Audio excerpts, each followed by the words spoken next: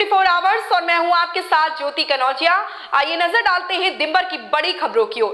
केजरीवाल ने राहुल को मिली सजा के बाद ट्वीट किया, गैर भाजपा नेताओं और पार्टियों पर मुकदमे करके उन्हें खत्म करने की साजिश हो रही है।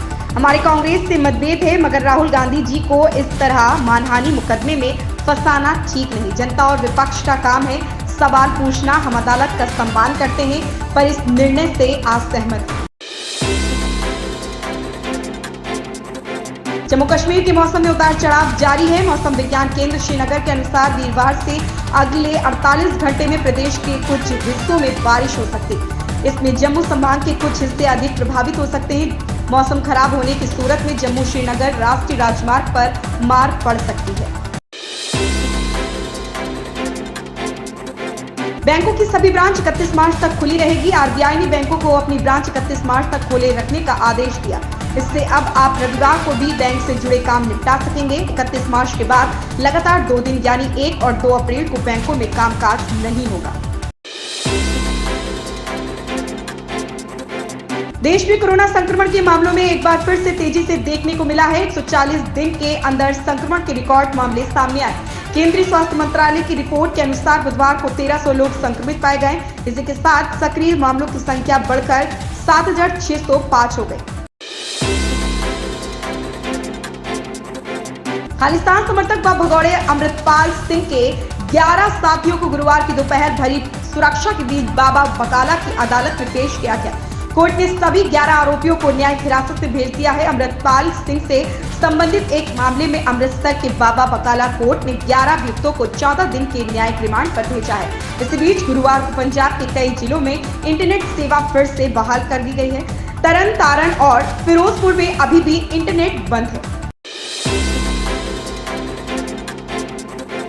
उत्तर प्रदेश के उप मुख्यमंत्री केशव प्रसाद मौर्य ने बृहस्पतिवार को अपने आवास पर संवाददाताओं से बातचीत में एक सवाल पर कहा, या मैं मानता हूं कि उनके मन के अंदर मेरे प्रति बहुत जहर भरा हुआ है। मैं कभी भी अखिलेश यादव जी को श्री अखिलेश यादव, लेकिन उनकी जो भावना है पता नहीं किनसे मिली भगत करके उनका बस चले तो मेरी हत्या करवा दो।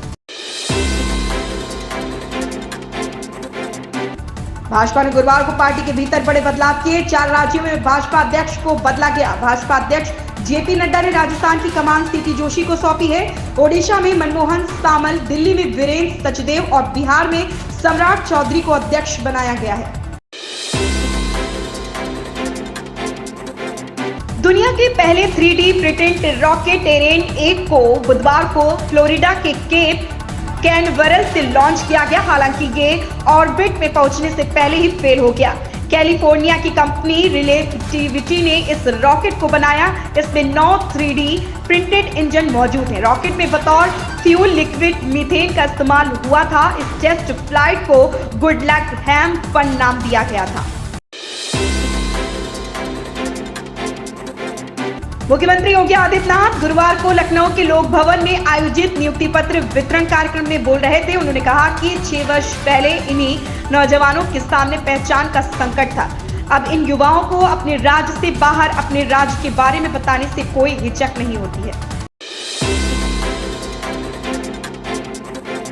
बॉलीवुड एक्ट्रेस शिल्पा शेट्टी को हाल ही में उनकी पूरी फैमिली के साथ मुंबई एयरपोर्ट पर स्पॉट किया गया।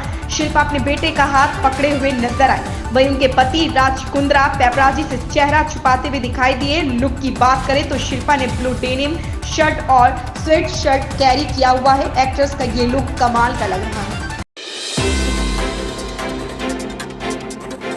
दिल्ली की सियासत में आम आदमी पार्टी और भाजपा एक बार फिर खुलकर आमने सामने आ गए हैं। पंजाब के मुख्यमंत्री भगवंत मान ने प्रधानमंत्री नरेंद्र मोदी पर हमला बोलते हुए कहा कि पीएम मोदी पहले रेल के डिब्बे में चाय बेचते थे, अब उन्होंने रेल के डिब्बे ही बेच दिए। उन्होंने देश को सेल पर लगा रखा है। पोस्टर मामले को लेकर बोले कि लोकतंत्र में सबको पोस्टर लगाने का हक है। बड़े बड़े अहंकारी आए और चले गए।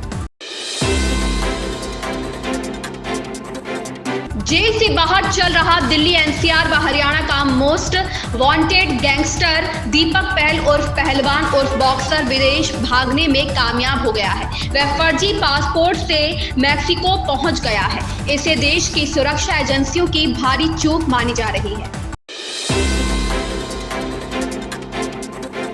मौसम में सुधार होते ही गौरीकुंड केदारनाथ पैदल मार्ग पर लिंचोली से केदारनाथ तक बर्फ सफाई का काम फिर से शुरू हो गया है। यहाँ पैदल मार्ग पर 3 फीट से अधिक बर्फ है, जिससे साफ करने में काफी दिक्कतें हो रही हैं। सुबह से मजदूरों ने लिंचोली से बेस कैंप तक बर्फ साफ करने का काम शुरू किया। आदित्य रॉय कपूर और मृणाल ठाकुर की फिल्म गुमराह का ट्रेलर रिलीज हो गया है। इस फिल्म में मृणाल खाकी वर्दी पहने नजर आ रही हैं। फिल्म में वह पुलिस अधिकारी की भूमिका निभा रही हैं। वहीं आदित्य रॉय कपूर इस फिल्म में डबल रोल में नजर आएंगे। फिल्म में रोनित रॉय भी पुलिस ऑफिसर के रोल में है। ट्रेलर सस्पेंस से भरा है। सपा अध्यक्ष अखिलेश यादव ने कहा कि समाजवादी पार्टी संविधान बचाकर डॉक्टर लोहिया के सपनों को पूरा करेगी। उन्होंने कहा कि आगामी लोकसभा चुनाव 2024 में आंदोलन का असर दिखेगा।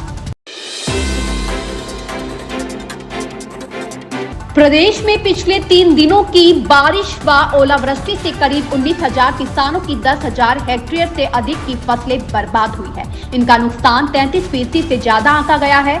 ऐसे में मुआवजा देने की कार्यवाही शुरू कर दी गई है। सरकार ने इसके लिए 13 करोड़ से ज्यादा की राशि मंजूर की है, पर ऐसे किसानों में मायूसी है जिनकी फसल 33% से कम बर्बाद हुई है। वे मुआवजे के फॉर्मूले पर सवाल उठा रहे हैं।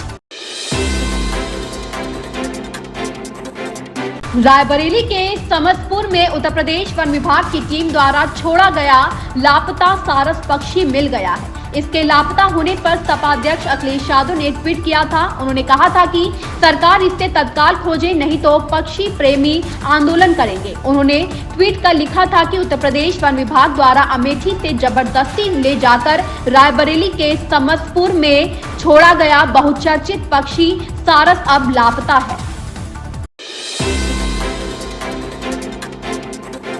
कांग्रेस महासचिव जयराम रमेश ने central bureau of investigation chief को चिट्ठी लिखी है। जयराम रमेश ने लिखा है, मैं आपको सूचित करना चाहता हूं कि 17 फरवरी 2023 को केंद्रीय गृह मंत्री अमित शाह ने अपनी एक सार्वजनिक सभा में कहा था कि तत्कालीन मेघालय सरकार सबसे भ्रष्ट सरकार है। अमित शाह भारत सरकार में गृह मंत्री है। ऐसे में वह सूचना और तथ्य उनके पास अवश्य रहे होंगे, जिनके आधार पर वह ऐसे निष्कर्ष तक पहुंचे होंगे। कांग्रेस सांसद राहुल गांधी को गुरुवार को सूरत की एक अदालत ने मोदी उपनाम टिप्पणी के लिए मानहानि के मामले में दोषी ठहराया और 2 साल की जेल की सजा सुनाई। हाईकोर्ट में फैसले के खिलाफ जाने के लिए राहुल गांधी के वकील ने कोर्ट से जमानत की अपील की, जिसके बाद उन्हें 30 दिन की जमानत दे दी गई है।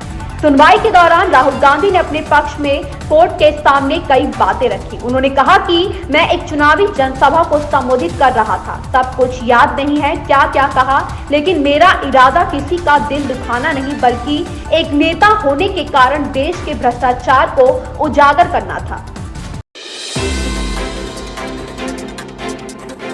राष्ट्रीय राजधानी दिल्ली में भाजपा और आम आदमी पार्टी के बीच पोस्टर वार का दौर शुरू हो गया है। आम आदमी पार्टी द्वारा प्रधानमंत्री नरेंद्र मोदी के खिलाफ पोस्टर लगाने के जवाब में भाजपा नेता मनजिंदर सिंह सिरसा ने गुरुवार को मंडी हाउस में दीवारों पर मुख्यमंत्री अरविंद केजरीवाल के खिलाफ विवादित पोस्टर लगाए हैं। मुख्यमंत्री को लेकर चस्पाए गए पोस्टर पर अरविंद केजरीवाल को हटाओ दिल्ली बचाओ जैसे नारे लिखे हैं।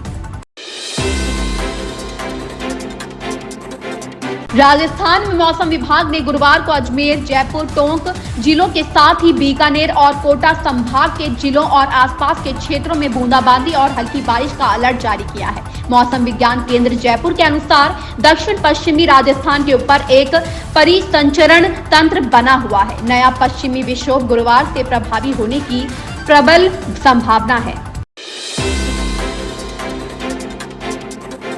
नई दिल्ली में 19 घंटे बाद बुधवार को फिर भूकंप के झटके महसूस किए गए। रिक्टर स्केल पर इसकी तीव्रता 2.7 मापी गई। शाम करीब 5:20 पर झटके महसूस किए गए। इससे पहले भारत, पाकिस्तान और अफगानिस्तान में मंगलवार देर रात 10:20 पर भूकंप के तेज झटके महसूस किए गए। रिक्टर स्केल पर इसकी तीव्रता 6.6 मापी गई थी।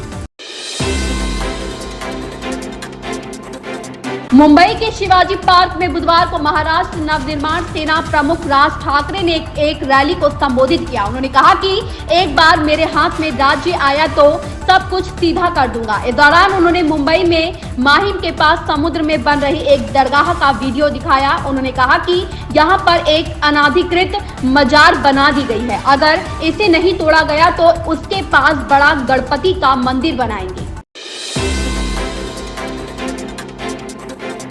अपनी जमाने के बड़े फिल्म मेकर रहे फिरोज नाडियाडवाल अब फिर से 3 फिल्में ला रहे हैं। ये सभी प्रोजेक्ट्स उनकी पुरानी फिल्मों के अगली पार्ट है। उनके पुराने दिनों के साथ ही अक्षय कुमार, सुनील शेट्टी और परेश रावल लंबे समय बाद उनके साथ आ रहे हैं। हाल ही में उन्होंने साथ मिलकर हेरा फेरी 4 की अनाउंसमेंट भी की। कहा गया कि जून से हेरा फेरी 4 की शूटिंग शुरू करने की तैयारी है। राष्ट्रपति द्रौपदी मुर्मू ने बुधवार को राष्ट्रपति भवन में नागरिक अलंकरण समारोह में वर्ष 2023 के पद्म पुरस्कार विजेताओं को सम्मानित किया। इन पद्म पुरस्कारों में से 6 पद्म विभूषण, 9 पद्म भूषण और 91 पद्म श्री हैं। पुरस्कार पाने वालों में 19 महिलाएं हैं। राष्ट्रपति ने सबसे पहले आर्किटेक्ट बालकृष्ण दोषी को सम्मानित किया। उनकी बेटी ने यह सम्मान ग्रहण किया।